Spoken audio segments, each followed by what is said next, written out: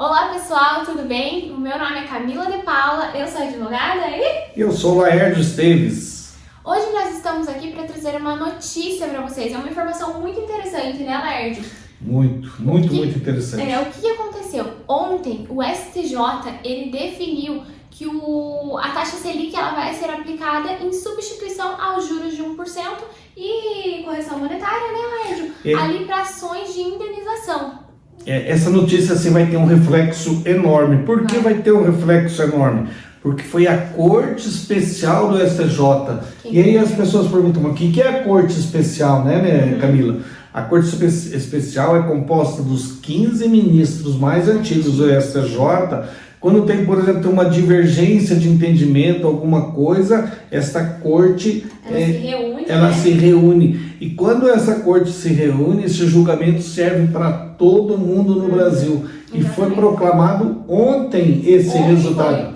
Na verdade, o julgamento ele começou lá em março, né, Laércio? Em março o julgamento, e ontem foi proclamado o resultado. Tanto que se vocês buscarem hoje, dia 23, né, de agosto de 2024, vocês vão encontrar várias notícias jurídicas acerca dessa questão, né? E aí o pessoal pergunta, mas o que vai mudar? Vai mudar muita coisa. Por exemplo, nós temos os processos aqui, né, Camila? Nós temos os processos, por exemplo, em andamento, Sim. Né?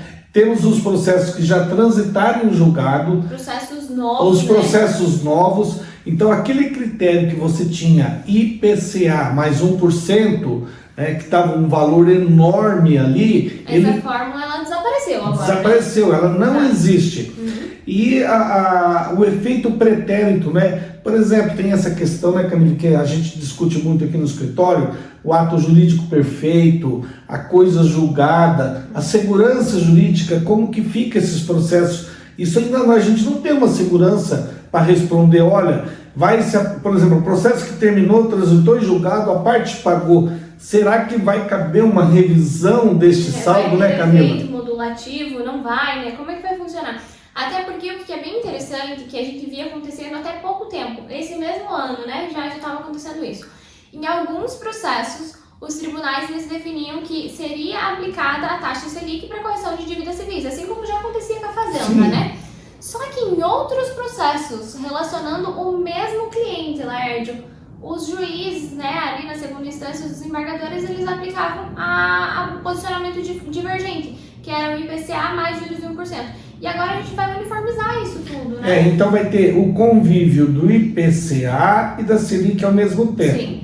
Então vamos supor aqui, a gente fez até um exemplo aqui, ainda são notícias, nós vamos precisar ler o acórdão, né? Porque são notícias, as pessoas estão falando. E quando a gente tiver a íntegra, a gente também vai passar essa informação aqui, né? Claro, mas aqui o que a gente já pode deduzir? Vai conviver dois índices ao mesmo tempo, então vai ter IPCA e Selic. Então, por exemplo, se o IPCA for maior que a Selic, vai ficar o IPCA. Agora, quando o IPCA ele é menor do que a Selic, a gente segue o quê? Fica limitado ao teto da Selic. E o que eles estão dizendo? Que os juros vai ser a diferença do IPCA para a Selic. Então, por exemplo, vamos supor que num ano deu lá, que nem agora, 12% de Selic. E o IPCA deu 8%, os juros são 4%. Sim, agora vai ser aquela diferença dos dois, né? Dos dois. Então, e isso vai melhorar a condição, por exemplo, do devedor e muito, né, Camila? Então, a gente entra justamente nessa questão, né? Que o maior beneficiário dessa decisão é o devedor, né? O devedor ali, ele já estava com uma indenização milionária. Porque se a gente considerar, só pra gente trazer um exemplo para vocês, a gente tem um cliente que ele tinha uma dívida que o valor era de 100 mil, né? 100 mil. 100 mil. Com juros, correção monetária, ele já estava pagando basicamente quase 2 milhões. E agora, o que vai acontecer? A gente vai fazer a nova correção pela Selic. E o que a gente está claro? Eu entendo que o processo hoje que está em julgamento, ou está, por exemplo, em liquidação, ou ele está ainda no judiciário, ainda não está por encerrado, eu não tenho nem dúvida que vai ser aplicada essa lei. Sim. E vai poder revisar o saldo. Agora, nos processos já transitados em julgado, que foram feitos daquela forma, claro, vamos ver o acórdão como vem, né? Se vai ser preciso ação rescisória, se vai entrar com uma ação rescisória com pedido de restituição. Tem aquela questão também, se o acórdão já transitou em julgado há mais de 2 anos, eu acho que vai dar uma mexida boa aí no judiciário, hein? E é interessante a gente considerar, por exemplo, se você pensa num processo que ele já teve a sentença transitada em julgado e está em fase de cumprimento de sentença, o processo ainda não encerrou, né? Não encerrou. Então, nesse caso, como no cumprimento de sentença vai ser o momento da apuração dos valores, acreditamos que nesse caso seria aplicado já um novo entendimento, né, pela Selic. Então nós temos tanta coisa que, então a gente tem que aguardar esse acórdão. Eu acredito assim que entre os próprios ministros, né, houve muita controvérsia, mas agora não é mais para ter. Então, inclusive o ministro Luiz Felipe Salomão falou: eu não tenho mais dúvidas sobre a aplicação da Selic para os casos pretéritos, para os casos em andamento e para os casos futuros. Então significa que quando vir a redação, nós vamos ter ali a certeza. Mas uma coisa eu já antecipo: processo em curso e processo futuro, sem dúvida, aplica a Selic. A Selic é a taxa base, né? E também por uma questão de segurança jurídica, né? Porque se nós formos pensar que tem um índice aqui, depois tem o outro, ou para uns você aplica de um jeito, para outros você aplica de forma divergente, aí sim você não vai ter segurança jurídica.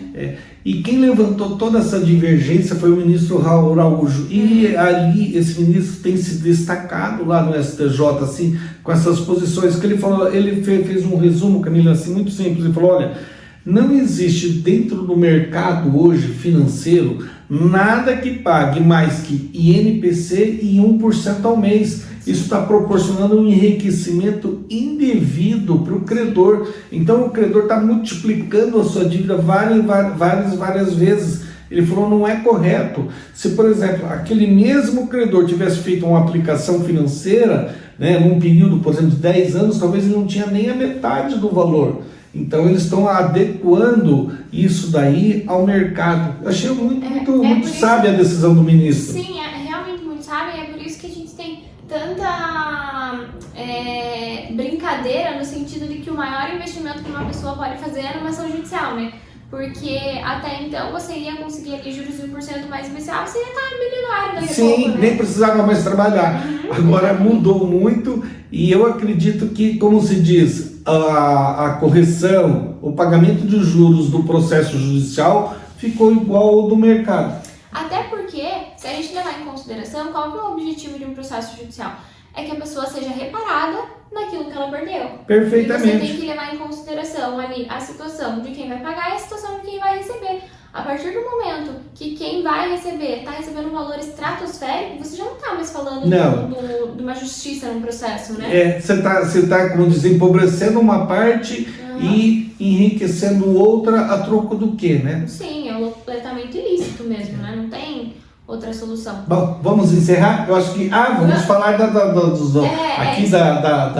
o porquê que nós estamos fazendo comentando essa notícia, né, Camila? Pode passar, Lércio. Então, veja bem, nós temos hoje vários e-books que nós estamos vendendo através do nosso site, né? Então, por exemplo, tem um de imposto de renda, tem um sobre honorários, tem um outro que é um vocabulário tributário limitado a determinadas palavras, e todos eles estão lá no nosso site. E tem mais um detalhe, né, Camila?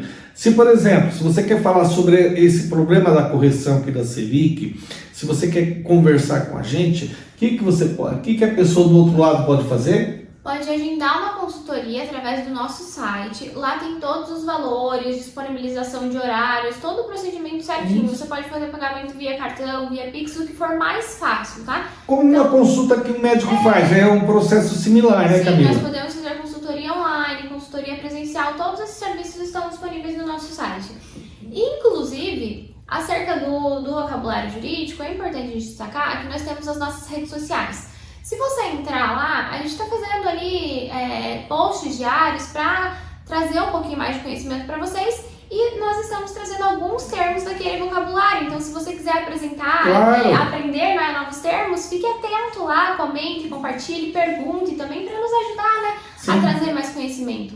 Então tá bom. E o nosso site? Então fale o site, né? O site é o Site Advogados. É só vocês entrarem no Site Advogados, ou então nos encontrar nas redes sociais do Estrategista Fiscal ou Sérgio Advogados também. Estamos lá no Google, né? Sim, procure no Google, no Instagram, E você vai nos achar. Vai nos achar. Muito obrigada, pessoal. Tchau, Até a tchau. próxima.